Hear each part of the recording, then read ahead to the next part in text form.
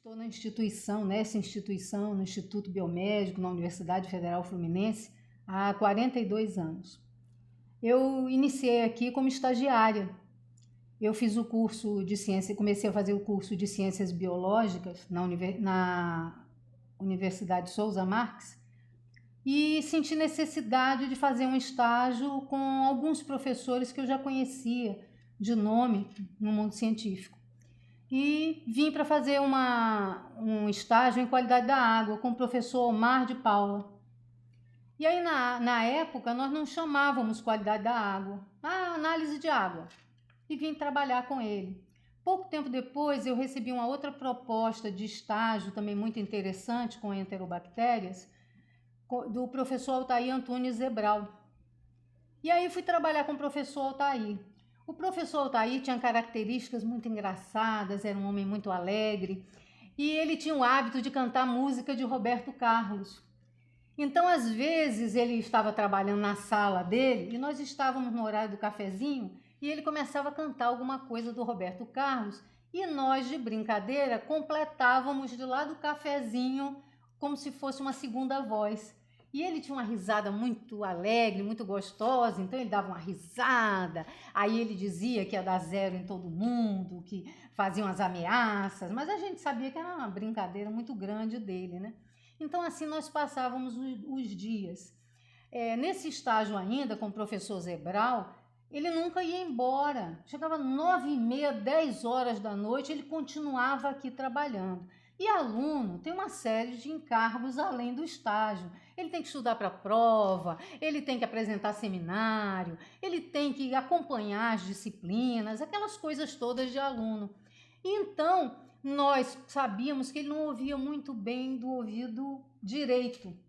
E aí, se nós disséssemos que ia embora, ele ia dizer não. Não, de jeito nenhum. E ele, quando não ouvia, sempre confirmava. E aí nós fazíamos assim, quando nós queríamos ir embora, né? Um dizia, vai você, pede no nome de todo mundo. E aí ia um dos estagiários, chegava do lado do ouvido, que ele ouvia menos, e sussurrava o mais baixo possível que precisava ir embora e que voltaria no dia seguinte. E ele, sempre muito sorridente, muito gentil, né? Ele chegava, dava um sorrisão e concordava. Só que ele não sabia que nós tínhamos ido embora. Nós deixávamos a bolsa do lado de fora do laboratório e saíamos para as nossas casas, né? Então assim foi durante algum tempo, fui monitora dele, além de estagiária, porque aí depois eu fiz o vestibular e entrei para a Universidade Federal Fluminense para o curso de farmácia. Eu queria fazer farmácia e bioquímica, foi o que eu fiz. E então fiz o concurso e vim para cá. E aí continuei fazendo estágio com outros professores, fiz com o professor Bernardino, fiz com o saudoso professor Luiz Raimundo Tavares de Macedo, e aí eu digo saudoso porque foi meu momento triste aqui dentro da instituição. Ele faleceu num acidente trágico, e aí por circunstâncias eu fiz prova para uma outra disciplina, para um outro professor, para trabalhar com outro professor, e fui trabalhar com o professor Bernardino Alves Neto. Então, esse meu período de estágio foi de mais ou menos 1 ano e meio, 1 ano. E depois eu tenho mais 38 anos dando aula aqui na instituição.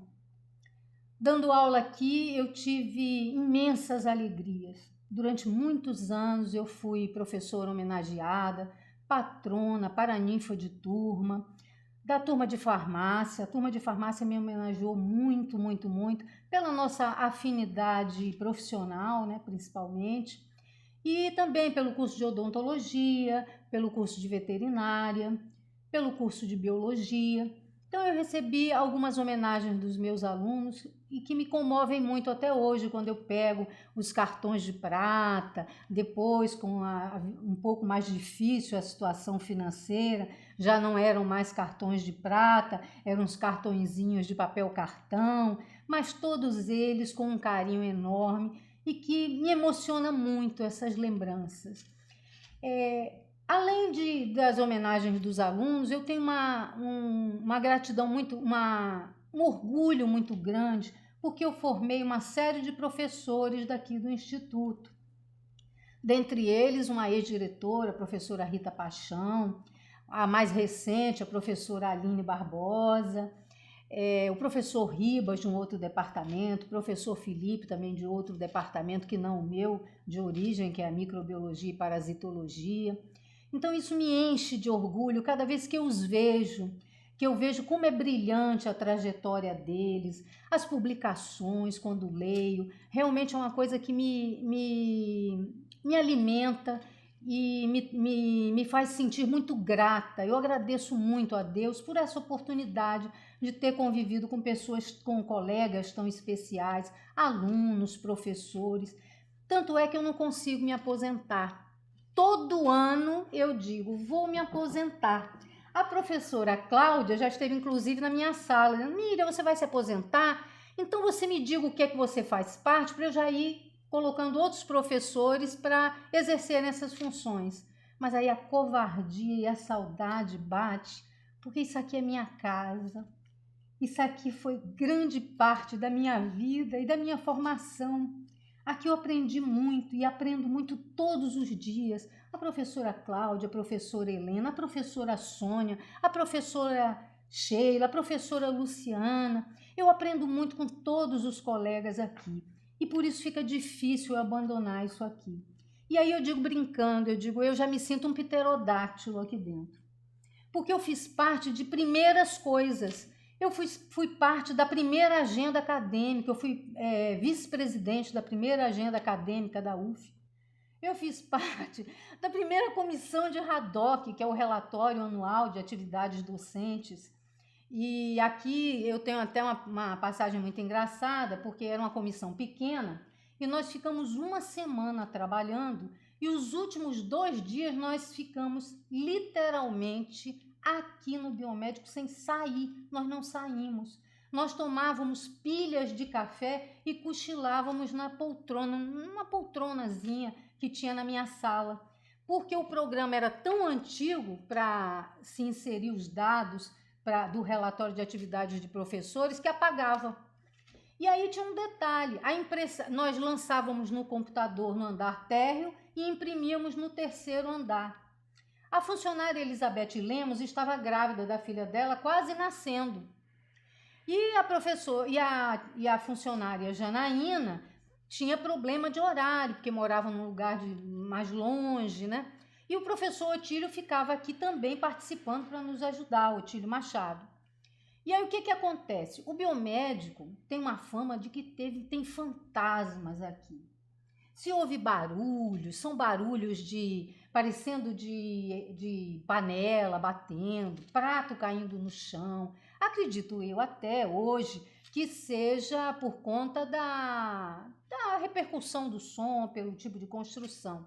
Mas mesmo acreditando nisso, eu tive momentos assim de muito medo. E nessa época que nós estávamos nessa comissão, nós só subíamos de 2 em 2, com medo de encontrar um fantasma. Imagina, meia-noite ter que subir para pegar uma impressão.